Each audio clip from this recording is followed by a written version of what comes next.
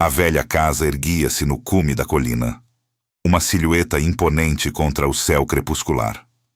Suas paredes de pedra, corroídas pelo tempo, sussurravam histórias de gerações passadas.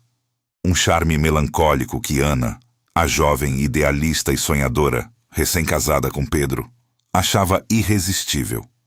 Para ela, a mudança para aquele lar ancestral, herança da família de Pedro, representava não apenas um novo capítulo, mas um livro inteiro de possibilidades. Pedro, um arquiteto ambicioso com olhos fixos no futuro, via na casa um trampolim para seus sonhos, embora seu passado familiar, complexo e sombrio, pairasse como uma névoa densa sobre a propriedade. Eles se mudaram com a promessa de um começo, de construir uma vida juntos, tijolo por tijolo, amor por amor. Os primeiros dias foram de euforia. Caixas eram desfeitas, móveis reorganizados, e o eco de suas risadas preenchia os corredores outrora silenciosos. No entanto, a paz logo se romperia. Começaram os sons. Leves, quase imperceptíveis a princípio, vindos do andar de cima. Um estalo aqui, um rangido ali. Ana os atribuía ao assentamento da casa, uma explicação conveniente para a idade da estrutura. Pedro, ocupado com seus projetos e a burocracia da herança, mal notava. Mas a frequência e a intensidade aumentavam. O que antes eram estalos transformaram-se em ruídos mais definidos, quase como passos. Ana começou a investigar, subindo a escadaria imponente, seu coração batendo forte a cada degrau. Ela encontrava portas trancadas, cômodos empoeirados, cheios de móveis cobertos por lençóis brancos, como fantasmas silenciosos. Quando ela expressava suas preocupações, Pedro minimizava com um sorriso cansado, atribuindo-as ao estresse da mudança, à sua imaginação vívida. A negação de Pedro, contudo, não podia conter a realidade que se desenrolava. Os passos se tornaram inconfundíveis, mais nítidos, quase como se alguém estivesse arrastando algo pesado pelo assoalho de madeira. Uma noite, enquanto arrumava a biblioteca, Ana encontrou um diário antigo, escondido atrás de uma prateleira falsa. Suas páginas amareladas continham anotações enigmáticas sobre o peso da culpa e segredos que a família carregava. A tensão entre Ana e Pedro crescia como uma planta daninha. Ele se tornava cada vez mais distante, irritadiço, trancando-se em seu escritório por horas, absorto em papéis que Ana não podia ver. A casa, antes um santuário de esperança, agora parecia um campo de batalha silencioso. Então, uma noite, o quebrou o silêncio. Não foram os passos, mas um som ainda mais perturbador. Um choro abafado, vindo claramente do andar de cima, seguido de um silêncio abrupto e pesado, que fez os pelos de Ana se arrepiarem. O incidente do choro marcou um ponto de não retorno. A desconfiança plantou suas raízes no coração de Ana. Ela começou a observar Pedro mais de perto, notando sua ansiedade crescente e os envelopes que ele escondia apressadamente quando ela se aproximava. Uma tarde, enquanto Pedro estava fora, a curiosidade de Ana venceu. Ela vasculhou seu escritório, encontrando uma pilha de correspondências antigas, escondidas sob uma tábua solta no assoalho. As cartas, datadas de décadas atrás, revelavam uma história de dívidas esmagadoras e um segredo terrível envolvendo a própria casa, algo que a família de Pedro havia lutado para manter oculto. Quando Ana confrontou Pedro, ele reagiu com uma raiva que ela nunca vira antes, os olhos faiscando, acusando-a de intrometer-se em assuntos que não lhe diziam respeito. A discussão foi acalorada, as palavras cortantes. O último som daquela noite para Ana não foram os passos familiares, mas um arranhão suave e persistente na porta do quarto de hóspedes, o mesmo cômodo onde ela havia encontrado o diário. Antes de continuarmos, inscreva-se no canal e nos diga nos comentários de onde você está assistindo. Aquele arranhão na porta, sutil, mas carregado de significado, solidificou a determinação de Ana. A partir daquele momento, ela sabia que estava sozinha naquela busca pela verdade. Pedro se tornara uma muralha impenetrável de segredos e hostilidade, e a casa, antes um convite ao aconchego, agora parecia um labirinto de mistérios. Ana dedicou seus dias à investigação, mergulhando nos arquivos empoeirados da biblioteca local e em conversas com os poucos moradores antigos que ainda se lembravam da família de Pedro. Ela descobriu lendas locais, sussurros sobre tragédias, desaparecimentos inexplicáveis e uma reputação sombria que pairava sobre a propriedade há gerações. Os passos no andar de cima, antes um mistério inquietante, transformaram-se em uma presença quase tangível, mais agressiva, como se a entidade invisível estivesse zangada com sua intromissão. O ritmo se tornava mais frenético em certas noites, batidas suaves, arranhões persistentes e uma sensação gélida que percorria a espinha de Ana. Em uma de suas incursões furtivas ao andar superior, Ana notou algo incomum sob o papel de parede descascado em um dos quartos trancados. Um mapa rudimentar da casa, com marcações estranhas, círculos e cruzes, concentradas em uma área específica do andar de cima e do subsolo. Aquele mapa era uma peça-chave, mas seu significado ainda lhe escapava. Sua tentativa de obter informações dos vizinhos antigos foi frustrada. Eles desviavam o olhar, mudavam de assunto, ou simplesmente se recusavam a falar sobre a casa e a família de Pedro. Havia um medo palpável em seus olhos, uma relutância em revisitar um passado que preferiam manter enterrado. No entanto, um antigo amigo da família de Pedro, um senhor idoso e frágil chamado Joaquim, finalmente cedeu, com a condição de que Ana nunca revelasse sua fonte. Com uma voz trêmula, ele insinuou que algo terrível havia acontecido na casa, algo que a família de Pedro havia se esforçado para encobrir por décadas. Um segredo pesado demais para ser carregado sozinho, murmurou Joaquim, seus olhos fixos em um ponto distante, como se visse fantasmas. Enquanto Ana se aprofundava na teia de mistérios, Pedro se tornava cada vez mais controlador. Ele questionava suas saídas, monitorava suas ligações e tentava impedi-la de fazer perguntas sobre a história da casa. Sua atitude, antes apenas irritadiça, agora beirava a paranoia.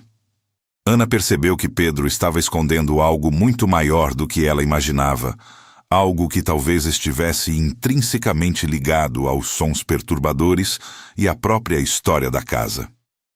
A desconfiança transformou-se em uma certeza amarga. Pedro não era apenas cúmplice de um segredo. Ele estava ativamente manipulando as informações, mentindo para ela a cada passo. A traição atingiu seu ápice quando Ana, em uma busca desesperada, encontrou registros de uma hipoteca secreta e um prazo iminente para a perda da propriedade. Pedro estava prestes a perder a casa e, com ela, talvez, a chave para os segredos que a família guardava. A revelação da hipoteca e das mentiras contadas por Pedro abalou Ana profundamente. Ela se sentia enganada, sozinha, e a imagem de seu marido desmoronou diante de seus olhos. Naquela noite, os passos no andar de cima se intensificaram, acompanhados por sussurros inaudíveis que pareciam ecoar a dor e o desespero de Ana. A casa gemia com ela. Movida por uma mistura de raiva e determinação, Ana finalmente conseguiu arrombar a porta de um dos quartos trancados no andar de cima, aquele indicado no mapa que havia encontrado. A fechadura cedeu com um estalo seco, revelando um quarto de criança intacto, mas empoeirado, como se o tempo tivesse parado ali décadas atrás. Brinquedos antigos jaziam intocados, um berço coberto por uma fina camada de pó, e as paredes exibiam desenhos infantis desbotados. O coração de Ana apertou. Embaixo de um tapete rasgado, que ela chutou distraidamente, seus olhos notaram uma abertura secreta no chão, habilmente camuflada. Ao abrir a pesada tampa de madeira, um cheiro forte e mofado subiu, invadindo o quarto. E então, os passos pararam. Abruptamente, um silêncio sepulcral de repente envolveu a casa, mais assustador do que qualquer ruído. O silêncio que se seguiu à descoberta da abertura era ensurdecedor, carregado de uma expectativa sombria. Ana, com o coração batendo forte no peito, acendeu a lanterna do celular e desceu pela estreita abertura, engolindo o cheiro de mofo e terra úmida. O pequeno porão que se revelou diante de seus olhos era um testemunho mudo de uma existência esquecida. Não era um porão comum, mas um cômodo adaptado, com uma pequena janela gradeada quase no nível do chão e evidências inegáveis de que uma criança havia vivido ali. Havia um colchão velho no canto, brinquedos rústicos feitos à mão e desenhos infantis rabiscados nas paredes úmidas. A visão apertou o coração de Ana, uma onda de tristeza e raiva a invadindo. Aqueles passos, aqueles sons noturnos não eram assombrações, mas o eco de uma vida sufocada. Em um canto empoeirado, Ana encontrou um segundo diário, este com uma capa de couro desbotada. As primeiras páginas confirmavam suas piores suspeitas. Era o diário da mãe de Pedro. Com mãos trêmulas, ela começou a ler, e a verdade se desenrolou em letras cursivas e desesperadas. A mãe de Pedro narrava a história de um filho doente, nascido com uma condição rara que o tornava frágil e diferente. O medo da vergonha social, a obsessão em manter a reputação da família intacta e o pavor de perder a herança levaram-na a uma decisão cruel: esconder a criança do mundo, confiná-la naquele porão. Os passos no andar de cima, os sussurros, o choro abafado. Tudo fazia sentido agora. Era a criança, presa e esquecida, lutando contra o isolamento, buscando qualquer resquício de vida fora de sua prisão. Pedro, ela percebeu com um calafrio, não apenas sabia, mas era cúmplice daquele segredo macabro. O ranger da porta da frente da casa, anunciando o retorno de Pedro, tirou Ana de seu transe. Ela subiu as escadas do porão, o diário da mãe de Pedro firmemente apertado em suas mãos, e o confrontou no meio da sala de estar, a luz amarelada da casa iluminando a tensão entre eles. Os olhos de Pedro, antes evasivos, agora fixaram-se nela, carregados de uma mistura de culpa e pavor. Ele tentou negar no início, suas palavras tropeçando em desculpas esfarrapadas. Mas o diário em suas mãos era uma prova irrefutável. Ana leu trechos em voz alta, a voz embargada pela emoção, mas firme. Pedro desabou, confessando a terrível verdade. Ele cresceu com o peso daquele segredo, o medo de que a verdade viesse à tona e destruísse tudo o que sua família havia construído. Ele implorou pelo perdão de Ana, seus olhos marejados, mas as mentiras eram profundas demais, a traição avassaladora. A escolha de Ana foi dolorosa, mas inabalável. Ela não podia viver com aquela sombra, com a cumplicidade silenciosa de um segredo tão cruel. Seu casamento com Pedro, construído sobre uma base de enganos, desmoronou diante dela. Ana decidiu que a verdade deveria vir à tona, não apenas para sua própria sanidade, mas para honrar a memória da criança esquecida. Com o diário como sua prova irrefutável, ela contatou as autoridades e, em seguida, a imprensa local. A história da criança escondida, a crueldade da mãe de Pedro e a cumplicidade de Pedro chocaram a comunidade. A casa antiga, antes um símbolo de esperança para Ana, tornou-se um local de revelação e justiça, suas paredes guardando por décadas o grito silencioso de uma vida. Pedro enfrentou as consequências de seus atos e da história sombria de sua família.